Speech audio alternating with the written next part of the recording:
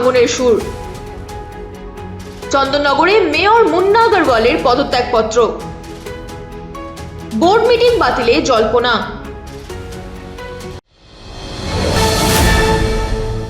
ভদ্রেশ্বরের পর এবার চন্দননগরেও তৃণমূলের ভাঙনের জল্পনা তুঙ্গে। একের পর এক কাউন্সিলরের পদত্যাগে চন্দননগর কর্পোরেশনের অন্দরমহলে তৈরি হয়েছে চাঞ্চল্য। ভদ্রেশ্বরের চেয়ারম্যান সহ একাধিক কাউন্সিলরের পদত্যাগের রেশ কাটতে না কাটতেই চন্দননগরের 6 তৃণমূল কাউন্সিলর পদত্যাগপত্র পাঠিয়েছেন বলেই খবর। তাদের মধ্যে রয়েছেন প্রাক্তন ডেপুটি মেয়র মুন্না আগরওয়ালও। গত রাতে রবীন্দ্র ভবনে চলে দীর্ঘ বৈঠক। উপস্থিত ছিলেন মেয়র রাম চক্রবর্তী সহ একাধিক কাউন্সিলর। আর তারপর দিনই বাতিল করা হলো নির্ধারিত বোর্ড মিটিং। রাজনৈতিক মহলে প্রশ্ন, এ কি শুধুই শুরু? আরও কাউন্সিলর কি পদত্যাগের পথে? ইন্দ্রনীল সেনের বিধানসভা নির্বাচনে পরাজয়ের পর কি সত্যি নড়বড়ে হয়ে পড়েছে তৃণমূলের সংগঠন? যদিও মেয়র রাম চক্রবর্তীর দাবি, নিয়মিত বোর্ড মিটিং বাতিল করা হয়েছে প্রশাসনিক কারণেই। অন্যদিকে তৃণমূলের পক্ষ থেকে বলা হচ্ছে তৈরি হওয়া পরিস্থিতি নিয়ে আলোচনা চলছে, তবে বিরোধীদের কটাক্ষ আরও তীব্র। বিজেপি বিধায়ক দীপাঞ্জন গুহের দাবি, তৃণমূল ছেড়ে অনেকেই নতুন করে রাজনৈতিক ভবিষ্যৎ ভাবতে শুরু করেছেন। চন্দননগর ও ভদ্রেশ্বর দুই পুরো এলাকায় এই পদত্যাগ পর্ব কি বড় রাজনৈতিক পরিবর্তনের ইঙ্গিত, নাকি শেষ মুহূর্তে বদলে যাবে সমীকরণ? এখন সেদিকেই নজর রাজ্য রাজনীতির। আমরা তো রয়েছি কর্পোরেশনে এখনো পর্যন্ত যেটুকু শুনতে পাচ্ছি, কয়েকজন নাকি মেল মারফত পদত্যাগপত্র দিয়েছেন, এরকম একটা বিষয়।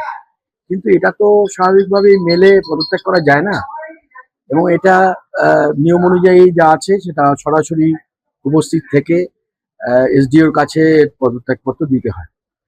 এখন পদত্যাগ কারা করছেন, কজন করেছেন, এই বিষয়টা এখনো আমাদের কাছে খবর সরকারিভাবে আসেনি। এরকম শুনতে পাচ্ছেন এই 5-6 জন, এরকম একটা সংখ্যা। পরিস্থিতিটা আমরা বুঝতে পারছি না, কেননা কি কারণ, চারিদিকে যা হচ্ছে সংক্রামক ব্যাধির মতো। গতকাল ভদ্রেশ্বরের একটা খবর আমরা পেয়েছি। এখন সেরকম কোনো পরিস্থিতি তৈরি হয়েছে কিনা এটা তো আমরা বলতে পারবো না। পদত্যাগটা তাদের ইচ্ছায়। এখন এটা আমরা যারা চাই, তারা মনে করি যে নাগরিক পরিষেবাটা হচ্ছে আজকের সময় সবথেকে বড় বিষয়। এইভাবে পদত্যাগ করে পালিয়ে যাওয়ার জায়গাটা তো ঠিক না। জানি না ওনারা কি করবেন।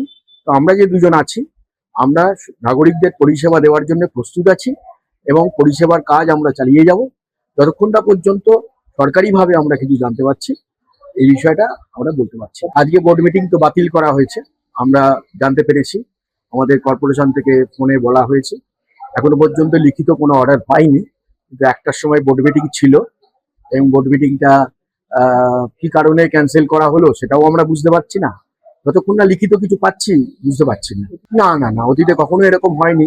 সব থেকে বড় জিনিস হচ্ছে একটা মেজরিটি পাওয়া বোর্ড, তারা এইভাবে পদত্যাগের একটা হাওয়া এসে গেল। এটা খুবই চন্দননগরবাসীর পক্ষে লজ্জার। এটা ভেবে দেখা উচিত। ডেপুটি মেয়র পদত্যাগ করেছিলেন, ডেপুটি মেয়রের পদ থেকে করেছিলেন। সেই সময় আমার জানা ছিল না তিনি কাউন্সিলর থেকে করেছেন কিনা, এবং এখনো তিনি কাউন্সিলরের পদ থেকে করেছেন কিনা সেটাও আমরা জানি না। তবে হ্যাঁ, একটা নিশ্চয়ই কিছু বিষয় তো আছেই। আমরা চাই একটা তদন্ত হোক, সকলের বিরুদ্ধেই তদন্ত হোক। আমরা যারা 33 জন কাউন্সিলর আছে আমাদের বিরুদ্ধেও হোক। একথা বারবার আমরা বলে আসছি। আমরা চাই প্রকৃত ঘটনাগুলো সামনে আসুক, মানুষ জানুক এই গত 15টা বছর ধরে কি হয়েছে না হয়েছে। অনেক খবরই তো আমাদের কাছে আসছে ইদানিং। কার শ্বশুরমশাইয়ের কটা নামে বাড়ি আছে, কার জমি আছে, এসব অনেক অনেক খবর আমাদের কাছে আসছে। তো সেগুলো চাই যে তদন্ত হোক, এবং আমরা চাই না যে নাগরিক পরিষেবা বন্ধ করার জন্য বোর্ডটা ভেঙে যায়। আমার নাম অশোক গাঙ্গুলি, আমি হচ্ছে কাউন্সিলর 17 নম্বর ওয়ার্ড। আমরা সিপিআইএম কাউন্সিলর 2 জন আছি, অভিজিৎ সেন, অশোক গাঙ্গুলি। 31 জনই সবাই হচ্ছে তৃণমূল কংগ্রেসের কাউন্সিলর।